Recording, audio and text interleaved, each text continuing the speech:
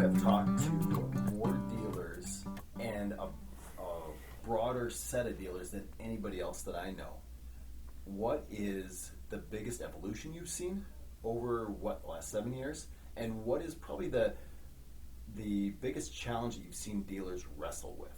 That maybe they didn't tell you it, but you've seen them wrestle with. Yeah. It's kind of crazy when you say that 7 years. It'll be 7 years next month in July. You've been 6 years, right? Six and a half. Don't cut me short. Mm-hmm. Been doing this for a while. It's actually funny, guys. Andy used to be my professor in college, and now we get to work together and help dealers adopt technology, so it's pretty sweet. Yep, and that means I'm way smarter than you. That's actually true, especially when it comes to Excel. Yep. That's why I'm the sales guy. So back to your question of what have I seen, how have I seen dealers evolve? And I think that's it's happening before our eyes, frankly. Like every dealer, anyone who watches this, AI, I'm sure you're asking internally, how are we leveraging AI? You run that back to 2019. That was a four-letter word. It wasn't even a consideration in our industry. Maybe it was a consideration, but it was very far out there, right? And I think, the biggest challenge that I've seen dealers face is just how do we actually purchase software that impacts our business? And not just like the sake of, hey, everybody's doing this, we need to do it, but more of the intentionality behind what are we trying to accomplish? Who is this going to serve? And how's it actually just going to help our sales team? Because at the end of the day, like if we're not helping sales or aftermarket, it's not really beneficial to the business. Because at the end of the day, we want to sell equipment faster. We want to be able to service customers better, and then be able to manage all of our top dealer KPIs. And so the evolution has happened very quickly in the industry, because when we first came to market, we were selling just data. Right. It was just auction comps. We were knocking on dealer doors trying to sell auction comps. And that was not new, but the way that we were presenting it was new, because it wasn't from like an advertised perspective. It was more of, hey, here's the raw data, right? Not a black box that you might see from other people, or like we sell advertising first and then you get data as the secondary to that. It was you're paying for access to data. Like that's what it is. And then it was the user experience behind that data. So how does that data help me evaluate trades or reprice my inventory, et cetera, et cetera, et cetera. And that was a hurdle. Just changing that mind shift of, hey, this can't just be gut feel, or hey, we can't trust the data in the market anymore. Like that was overcoming that and trying to show dealers another way. That was challenging. Right. Some of the pushback I remember we got back in the day was, well, I can go search up on Google and just search all day, and I can come up with a handful of comps. Yeah. Or like, hey, I've done this for 15, 20 years, and like I know. Mm-hmm. And then it took COVID really to kind of reset that mindset, in my opinion, because then it was like dealers were trying to chase the top of the market, right? So we were trying to go chase that top of the market. We were trying to see kind of what could we go get for margin.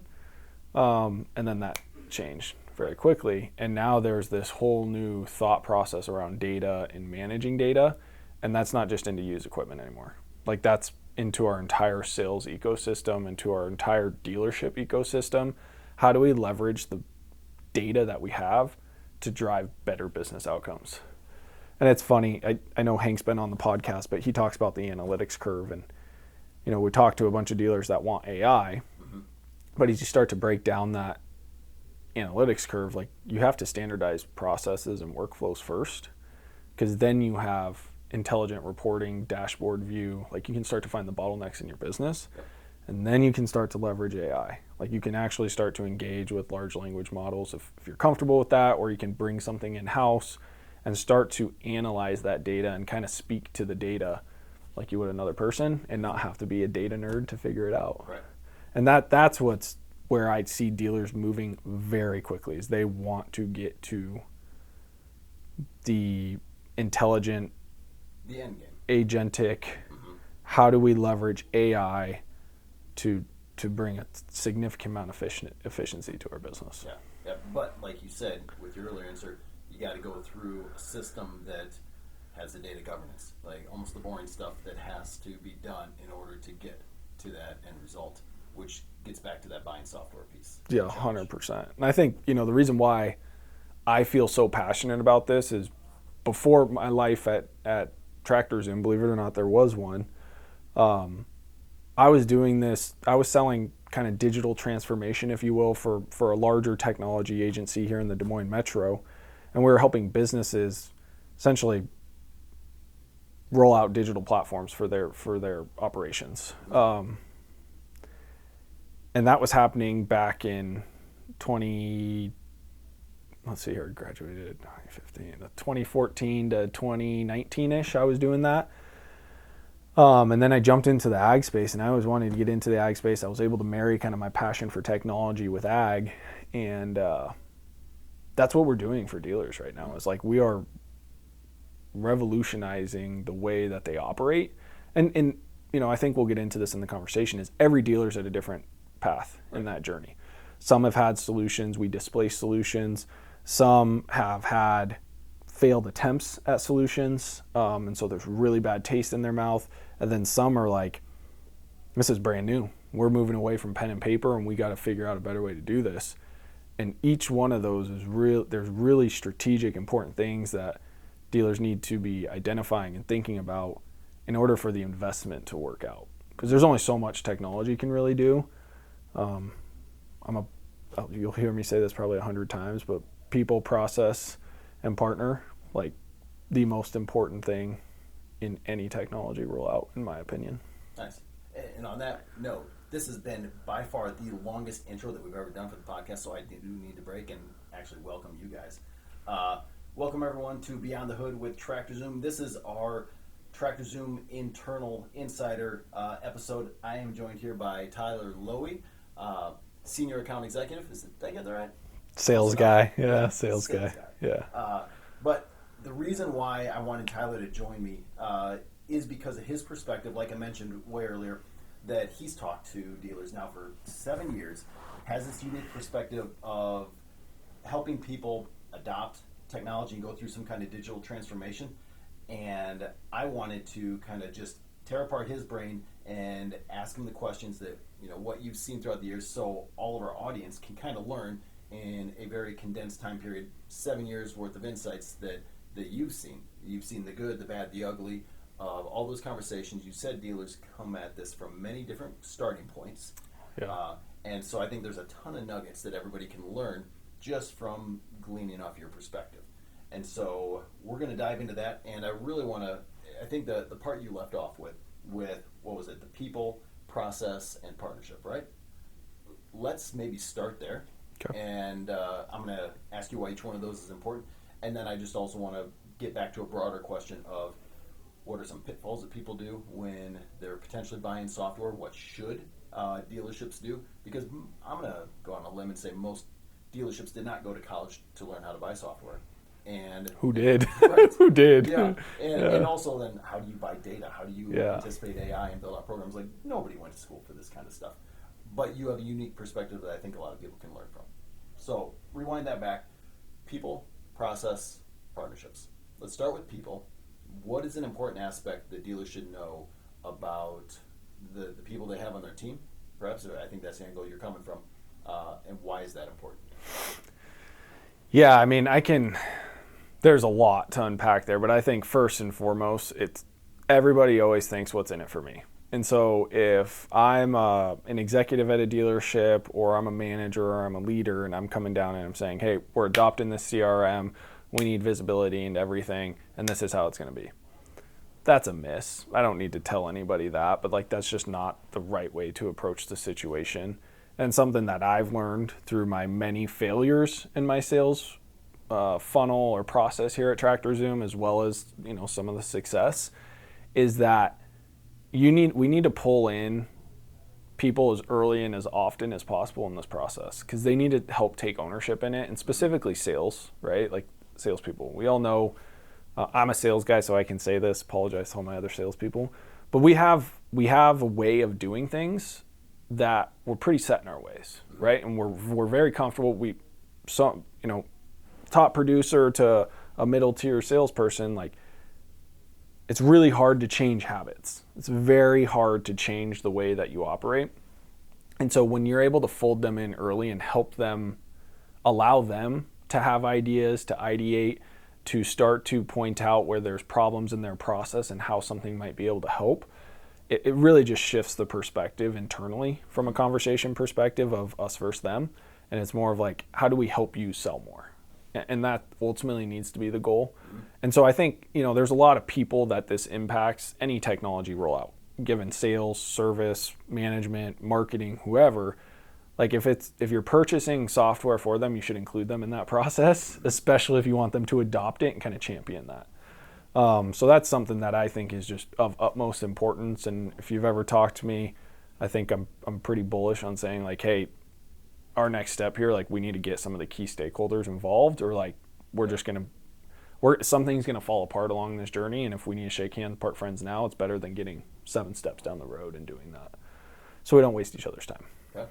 So bringing people in early, getting the adoption early on, getting the buy-in early on, because then again, you could potentially pivot and still end up with the same outcome, or at least the same decision, but better outcome. Process. What types of processes work better than others? Yeah, and man, this is where I think this ties into the partner, in my opinion, because again, every dealership is different. Most dealers we've talked to have not purchased software or something similar to what we provide in the market ever. Mm-hmm. So there's really no repeatable process there. And so what I feel is like my duty to that dealer is like, let's break this down and let's try to figure out a good process. Really good partners of ours up in Michigan, we just went through this whole lengthy process with them.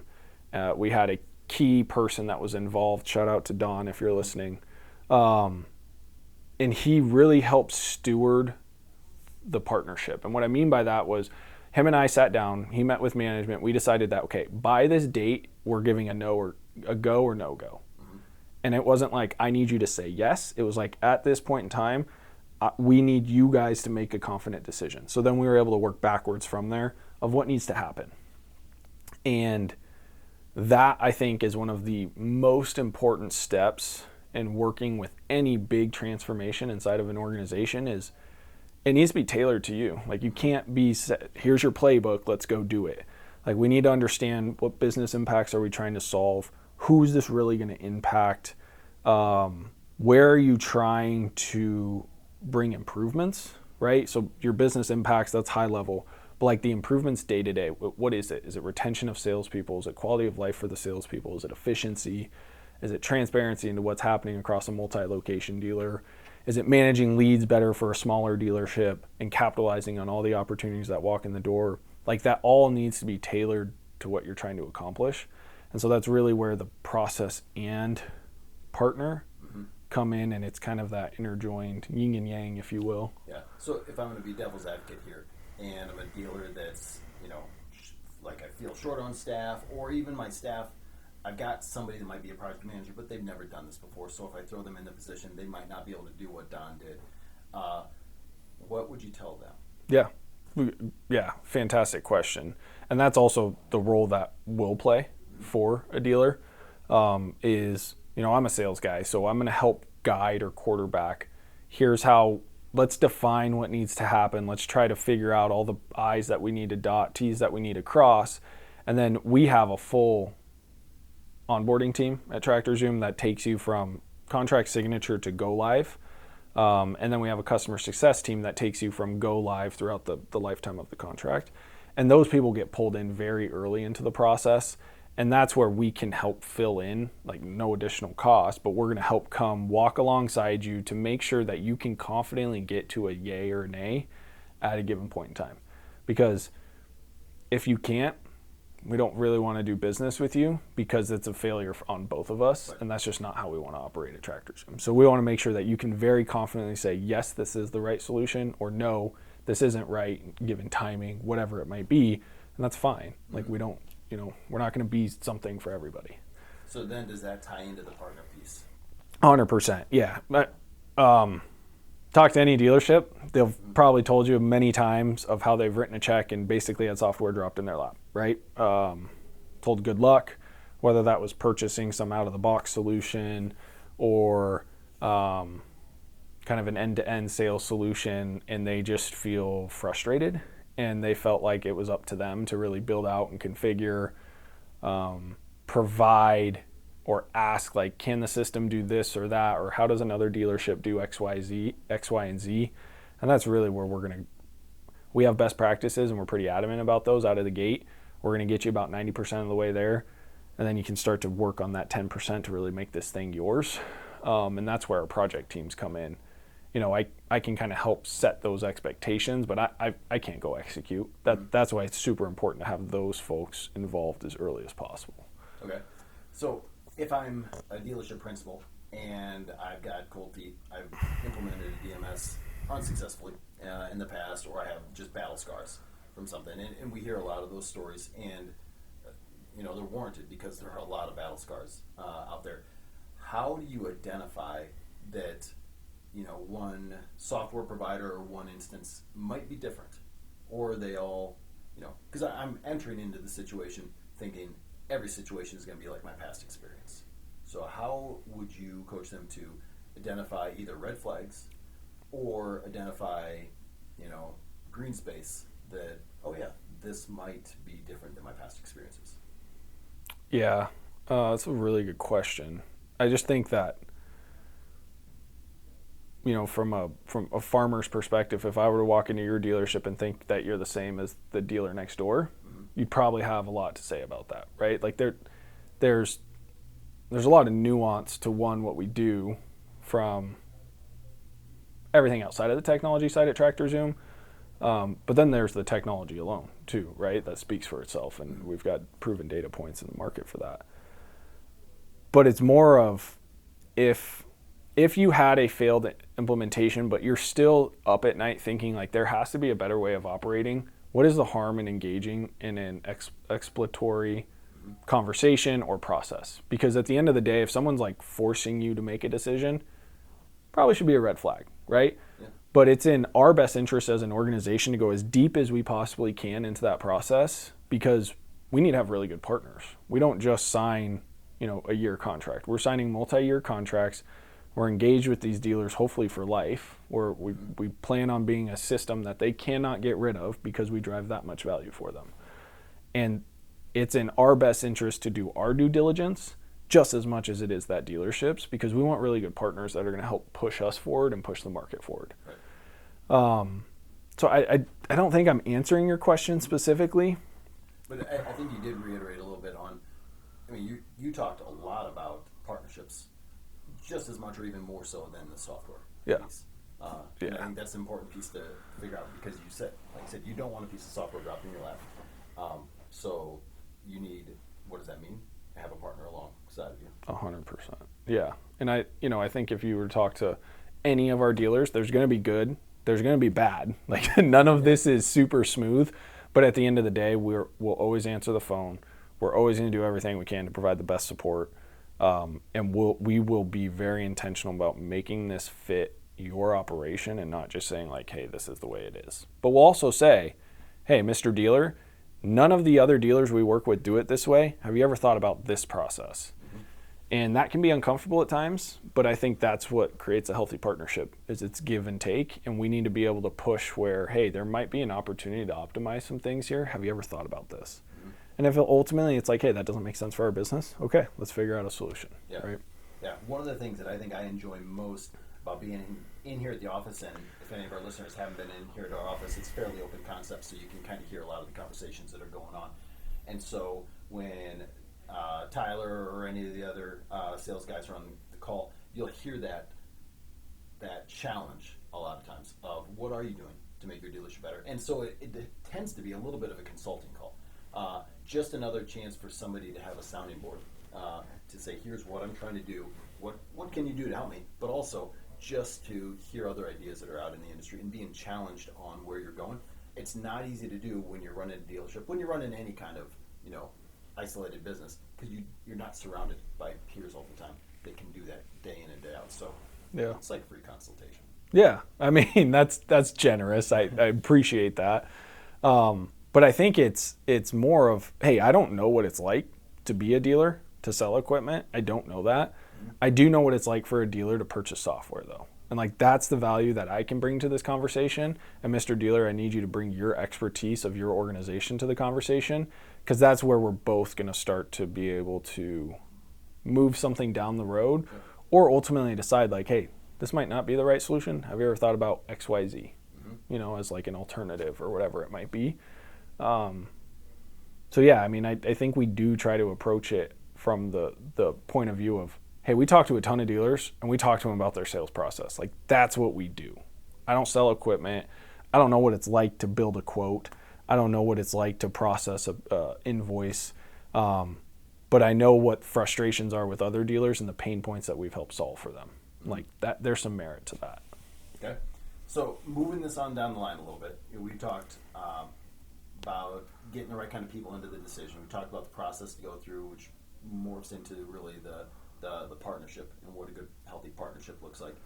What about timing? Because we'll hear that often, and there's other contracts. There's a lot of moving pieces out there. How does a dealer know when is a good time to initiate a conversation, and when is a good time, maybe bad time, to actually consider, you know, sales software? Yeah, I mean, I think just in nature of our business, like Q4 is usually the largest quarter, because that's when dealers are kind of post-harvest. They're making changes, getting ready for the new year going in. But those conversations don't happen in Q3, Q4, right? Those conversations start probably in Q2. So you want to avoid plant, obviously, right? Get through plant. Maybe let's just say it this way. Depending on your business, some are row crop country, some are more construction focused. It really does just depend. But I would say majority of the time you're going to avoid your busy seasons. Q4 tends to be the biggest quarter for us at Tractor Zoom, because most people are looking to set next year's budget. What are they going to be doing different? How are they going to change what they've done? You know, you can't, especially the market we're in, you can't keep doing the same thing and expect different results. Right. So what are we going to do different? How are we going to try to bring some efficiencies or optimizations to our operation? And that can't just be headcount all the time. Can't just be adding bodies. It can't be removing bodies. So what other ways can we drive better outcomes for our operation? That tends to happen in Q4. But what I would say is a typical buying cycle for us, I would say, is between 90 to 120 days where we're engaged with a dealership. We're having active conversations. You know, you start way high in the funnel and then you get pretty narrow when we're starting to do ROI analysis. Andy, huge proponent, helped us do that. Look at like a conservative, a moderate, and an aggressive approach to your own data inside your operation and how you think that our technology can impact that. And we can put scenarios together where we're helping you identify an ROI, right? Because ultimately, why else would you make the decision? So it just depends, but typically it's a 90 to 120 day decision making process, I would say, for a dealer. And then you want to avoid your busy seasons. So if you're a large ag guy, spring, fall, don't want to go live during those times. Yeah, I mean, again, it's nuanced to every dealership, and we're going to make sure we kind of guide that conversation and try to identify those timelines so it makes sense for your operation. Okay. So moving a little bit away from software now, but you've seen obviously a lot of changes throughout dealerships. So let's kind of high level. What are some of the more interesting or surprising things that you've seen in this industry? It doesn't have to be software specific, just interesting things, because you come from Arizona, right? Yeah. Pretty much Phoenix. Yeah, Phoenix, yeah. Yeah, into the middle of Iowa. So that's a shock enough. Yeah. And then you start working in the ag industry. So from a complete outsider's perspective, yeah. What's shocked you? What's been pleasantly surprising? It's funny you bring this up. So I live now out on 7 acres in Huxley, Iowa. It's kind of in the country. It's also pretty close to the metro. But I was on my 0-turn mower, and right next to us is a hay field, and they just baled hay. Big round bales with American net wrap, and the sun was setting. And I just stopped, and I was like, this is kind of crazy, really. Like, look, I'm a city guy wearing Vans. Yes, if you've seen me, I wear Vans. I was born and raised in Phoenix. I moved to skateboarder. Not anymore.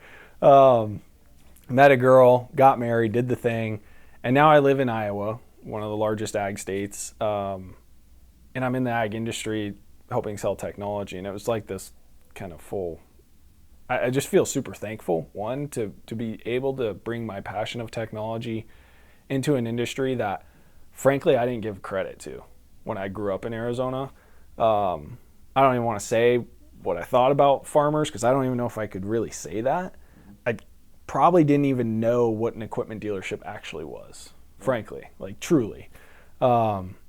And how sophisticated these businesses actually are, from farmer all the way to an equipment dealership. Like, it is a huge operation that some of these families are running. And I think just that's one of the coolest experiences for me is whether you're owned by private equity now or you're still family owned, there's a family tie somewhere in there. There's somebody from one of the acquisitions that happened that's working in the dealership. And just being able to hear the story and the commitment to the local community that these people have is powerful. And it's something that me growing up in Phoenix, like, I didn't even know it was out there. And to be able to experience it and live in it now in Iowa, it's really cool. And I'm super thankful, like, I get to raise my kids here and they get to be a part of this, because that was something I was oblivious to in Phoenix. So I mean, it's kind of mushy, but like that, I literally was mowing this weekend and I kind of had this epiphany. I was like, dang, this is super, like, God is good, man. This is awesome. Yeah. That's a good perspective even for me to hear, because I grew up so immersed in this that's all I've ever known. Yeah. And so I think it's harder for me to appreciate that because it's the water I swim in. Yep. So I don't notice it nearly as much. Go spend 3 weeks in Phoenix in June and you'll be, yeah. No. Okay. I want to wrap this up, though. This has been a great conversation. I like to keep it concise because I think the 3 Ps essentially of buying this are great takeaways. And I do want to say, like, if anybody is even considering, buying software out there in the dealership world, even if it's not with us, call up Tyler. Like, you probably have his number. He's got pretty much everybody's number out there. And the next dealer over will have his number if you don't. But I think you can learn a lot, and you can avoid a ton of pain just by talking with somebody that's been through it.